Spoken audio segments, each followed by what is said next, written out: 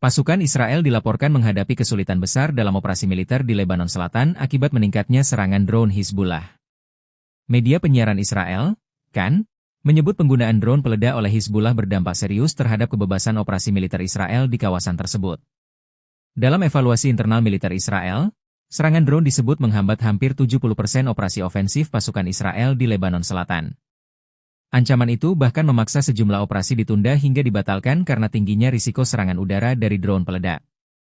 Laporan tersebut juga menyebut kemampuan pertahanan Israel dalam mendeteksi dan mencegat drone masih dinilai belum memadai. Pasukan Israel dikabarkan hampir setiap hari mengalami korban tewas maupun luka-luka akibat serangan drone eksplosif yang menargetkan posisi mereka.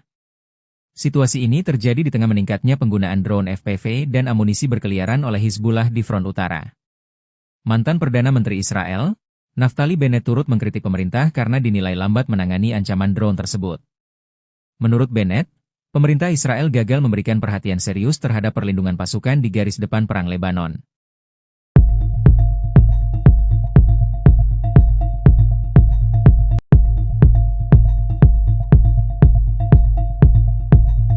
Permintaan anggaran pertahanan raksasa senilai 1,5 triliun dolar AS dari pemerintahan Presiden Amerika Serikat, Donald Trump menuai sorotan tajam di Kongres AS. Dalam sidang di Capitol Hill, pejabat Pentagon mendapat tekanan dari anggota parlemen terkait menipisnya persediaan amunisi strategis Amerika akibat keterlibatan dalam berbagai konflik global.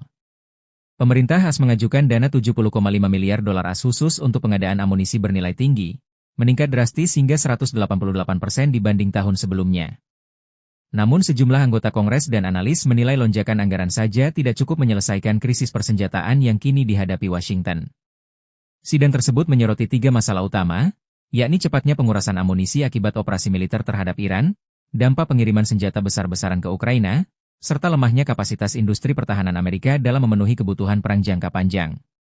Salah satu kebijakan yang disorot adalah Presidential Drawdown Authority atau PADA, mekanisme darurat yang memungkinkan presiden mengirim senjata langsung dari stok militer AS ke negara mitra. Sejak perang Ukraina pecah, batas penggunaan pada melonjak hingga 14,5 miliar dolar AS dan dinilai mempercepat pengurasan cadangan senjata strategis Amerika Serikat.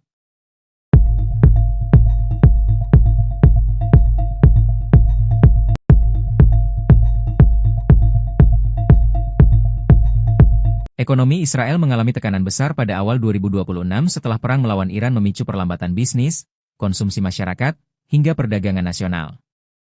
Data Biro Pusat Statistik Israel menunjukkan produk domestik bruto atau PDB negara itu terkontraksi 3,3% secara tahunan pada kuartal pertama 2026.